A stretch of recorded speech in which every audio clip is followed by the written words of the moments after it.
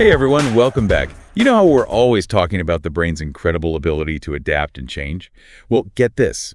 Today we're diving into some research that reveals a pretty surprising link between dopamine and our senses. It's really interesting stuff. It kind of turns the tables on that whole dopamine is just a reward signal thing. It's way more than that. Right. Okay, so just a really quick refresher for anyone who needs it.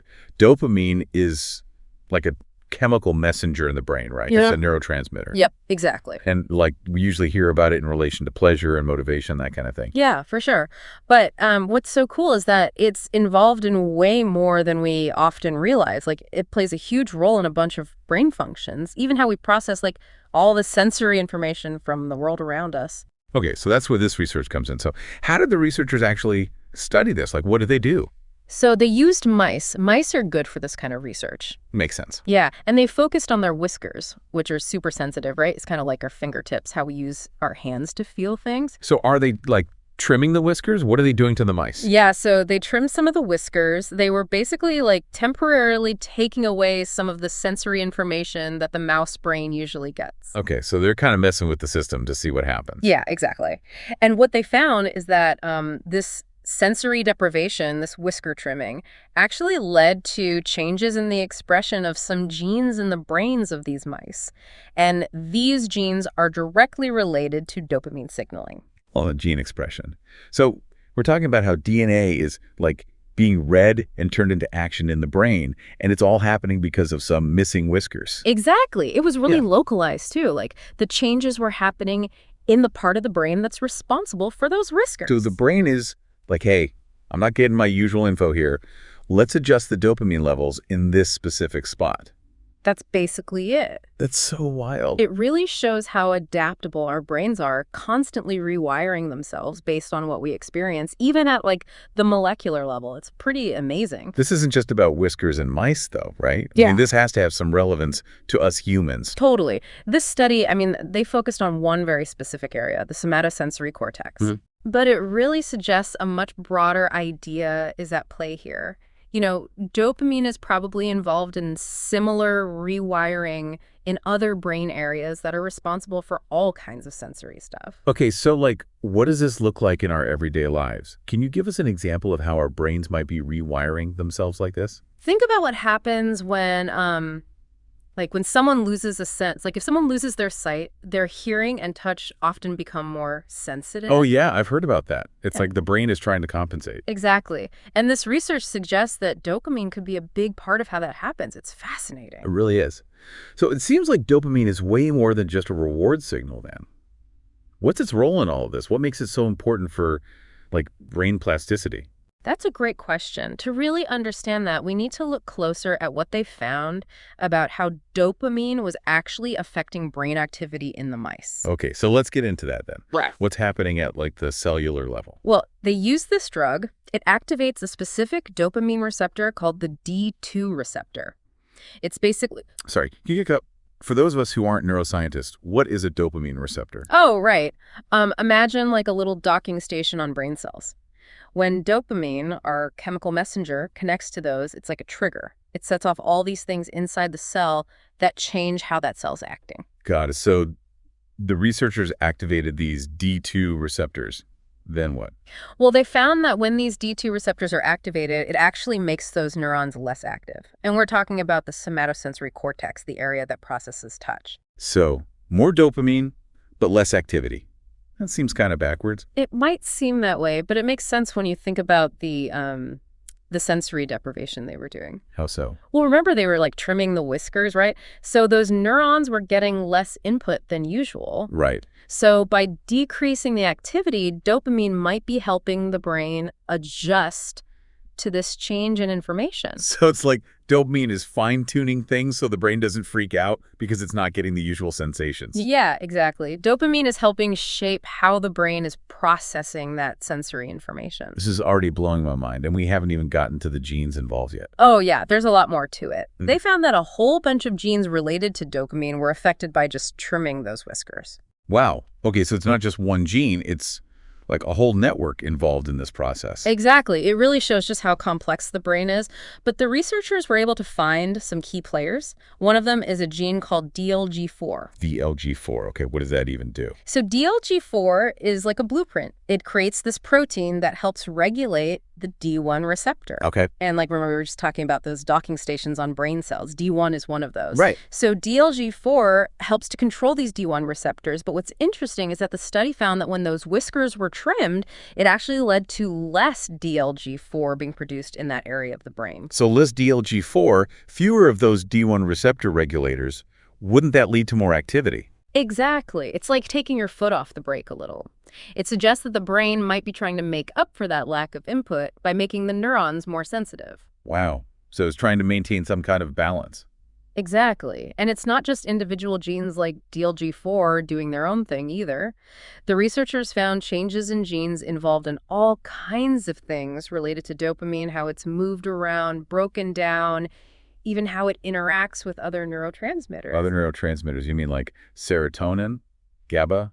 I thought dopamine was the main thing here. Well, it's definitely important, but it's not acting on its own, you know? It's all part of a big network of neurotransmitters that work together. And whisker trimming actually influenced how some of those other neurotransmitters were acting, probably because of dopamine. Okay, so it's like a whole orchestra of neurotransmitters in there, and dopamine's the conductor, influencing how it all comes together. That's amazing. But how did they even figure out that all these different genes were involved in the first place? Well, they use some really cool tech. They use this method, it's called RNA sequencing, and it basically lets them see all the genes that are like turned on or off in a cell or tissue. So like reading the brain's mail to see what instructions are being sent out. Yeah, that's a good way to put it. And they found out which genes were being affected by comparing the male, so to speak, from the mice with trimmed whiskers to those with their whiskers intact. Fascinating. So by messing with the sensory input, they were able to uncover this whole hidden world of gene activity related to dopamine. But where do we even go from here? Like, what are the big questions that researchers are still trying to figure out? Right.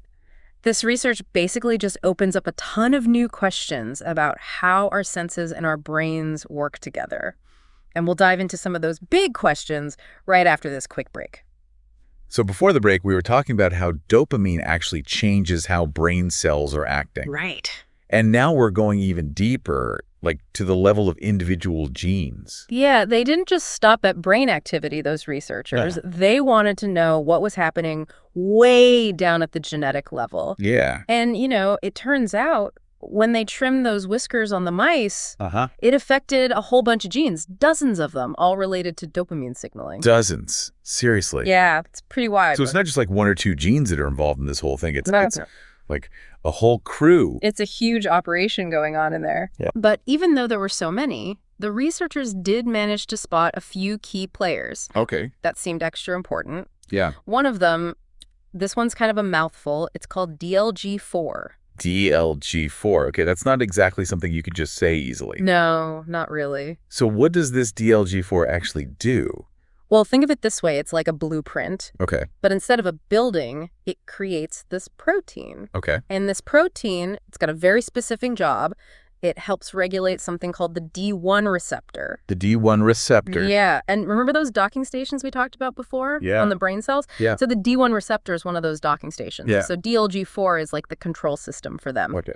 But here's where it gets really interesting. The study found that when those whiskers got trimmed, less DLG4 got made. Less DLG4. Yeah, specifically in that area of the brain, you know, where the whiskers send their signals. So less DLG4, that means fewer D1 receptor, what did you call them? Regulators. Regulators, right? Yeah. So wouldn't that mean those neurons are just going kind of haywire? Well, not haywire, exactly. It's more like, imagine you're driving a car and you take your foot off the brake a little. Okay. You're not slamming on the gas or anything. Right. But you're ready to move. Okay. That's what's happening here. The neurons are a little more, I guess you could say, excitable. So they're ready to go, even though they're not getting their usual information from those whiskers. Exactly. The brain is trying to keep things balanced. That is wild. I mean, the brain's like, okay, I lost some input, but I'm going to find a way to deal with this. That's exactly it. It's adapting. Wow. And And here's the thing, it's not just this one gene, DLG4, acting alone. Right. The researchers found all these changes in genes that do all sorts of things related to dopamine. What do you mean? Like how it gets moved around the brain, how it gets broken down, even how it interacts with other neurotransmitters. But other neurotransmitters? I thought we were talking about dopamine here. We are, but dopamine doesn't exist in a vacuum. Okay. It's part of a bigger system. Right. And this research, well, it suggests that even just trimming those whiskers, it somehow messed with those other neurotransmitters too. You mean like serotonin and what was the other one? GABA. GABA, right? Yeah, all of those. So it's like a domino effect? Yeah. Kind of, yeah. You change one thing and it ripples through the whole system. And dopamine is right there in the middle of it. Oh, absolutely. Like the conductor of an orchestra. I like that analogy. All those neurotransmitters, they're the instruments. And dopamine's calling the shots. Exactly. Okay, so how did they even figure this out? I mean, how do you even begin to study something this complicated? Well, they used some pretty advanced technology. I mean, they had to see what those genes were up to. Right. One of the techniques they used, it's called RNA sequencing. What is that?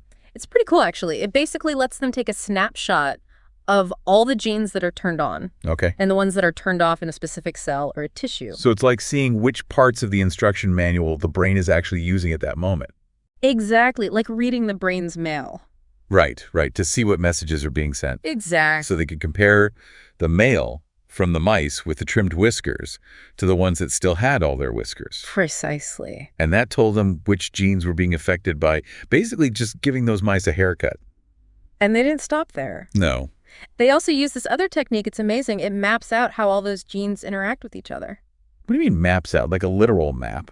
Yeah, kind of like a social network, but for genes. A social network? For genes. Yeah, isn't that something? That's wild. So what did they find? Was it different in the mice that got the whisker trim? That's the thing. It was big time. The connections between the genes, the whole network, it was totally different in the mice that had their whiskers trimmed compared to the control group. Wow. So just that one change, those whiskers, it completely changed how those genes were talking to each other. That's right, which is pretty mind-blowing when you think about it. It really is. So we went from whiskers to genes to now we're talking about like social networks inside the brain. And we're not even done yet. There's so much more to explore. So where do we go from here?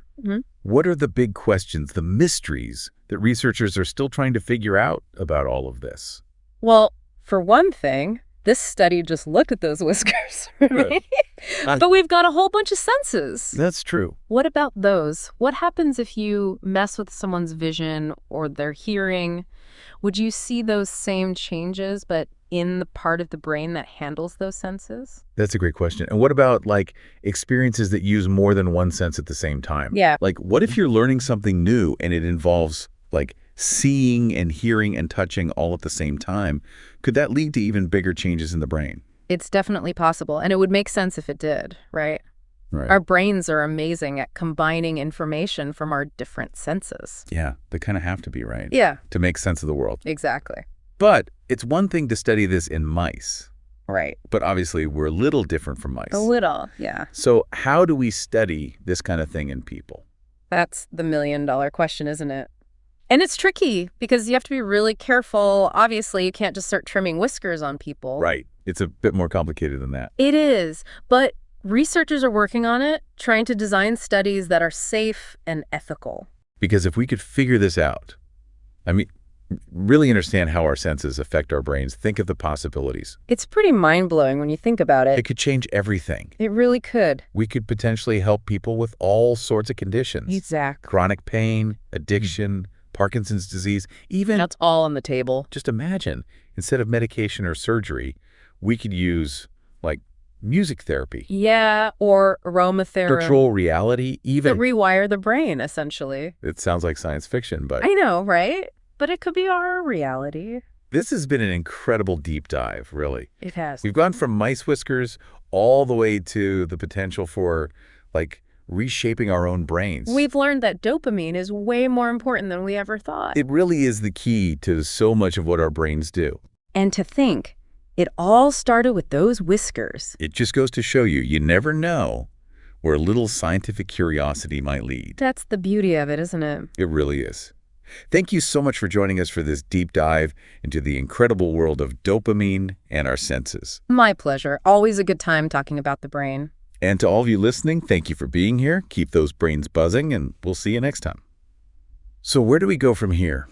What are the big questions, the mysteries that researchers are still trying to figure out about all of this? Well, for one thing, this study just looked at those whiskers, right? Right. But we've got a whole bunch of senses. That's true. What about those? What happens if you mess with someone's vision or their hearing?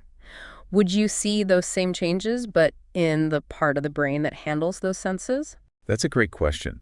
And what about, experiences that use more than one sense at the same time? Yeah. What if you're learning something new and it involves, seeing and hearing and touching all at the same time?